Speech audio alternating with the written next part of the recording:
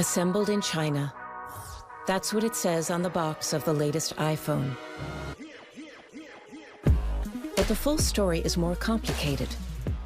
Korean batteries, Japanese cameras, Taiwanese chips, German accelerometers, Congolese minerals, all pieced together in China and sold around the world. The globalization of supply chains has made manufacturing more efficient and consumer goods cheaper. But what happens when a crisis hits?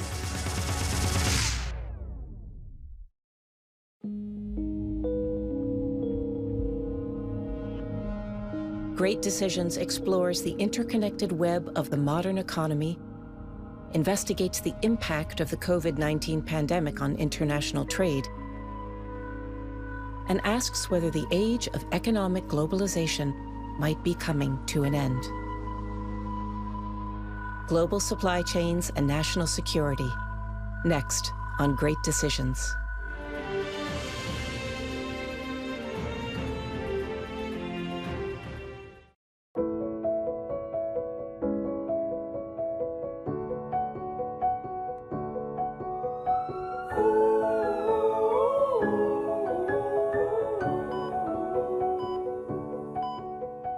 The ferocious spread of COVID-19 in the spring of 2020 caught hospitals unprepared.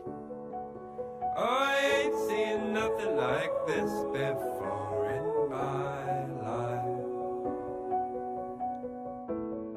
By April, with supplies dwindling, doctors and nurses around the country were rationing gowns and reusing face masks.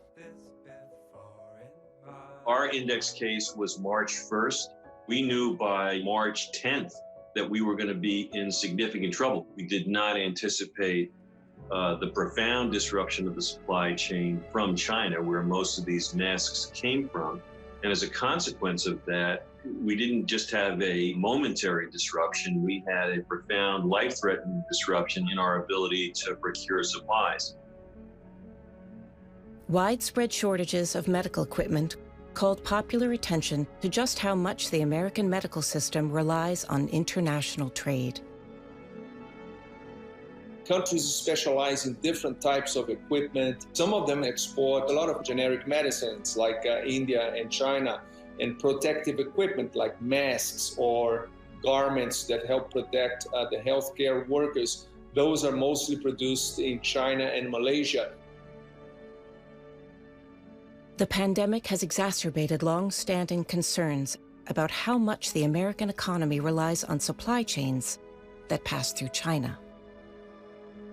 We're clearly going through a period where people feel very vulnerable, and given the trade tensions with China, the U.S. is very sensitive about being reliant on China for any product or service at this point. There's a very good reason why people started buying things from China. That was, you could go there and order anything in large quantities and get it relatively quickly. And that will be very difficult and expensive to undo. Now, policymakers from both parties agree that the federal government must take action to secure critical supply chains. There is a strong need for us to have reliability in our supply chain so we can take care of our own citizens should there be other health emergencies like this. And sadly, we can predict with near certainty that there will be other health emergencies like this. Most nations that will protect fundamental things like food supply, like medicine. Not every nation has that opportunity, but we do in the United States.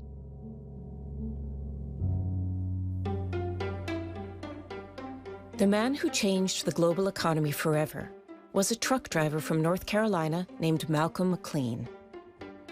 In 1956, McLean experimented with a new way to move cargo directly between trucks and ships, stacked efficiently and never needing to be repacked. The modern shipping container was born. This cargo is going into a steel container called a cargo van. The cargo vans are proving especially useful in the safe shipment of small cargo that's more susceptible to pilferage or damage in handling. It was actually the evolution and the introduction of the shipping container that fundamentally transformed and lowered by an order of magnitude the cost of shipping and transportation of goods all over the world.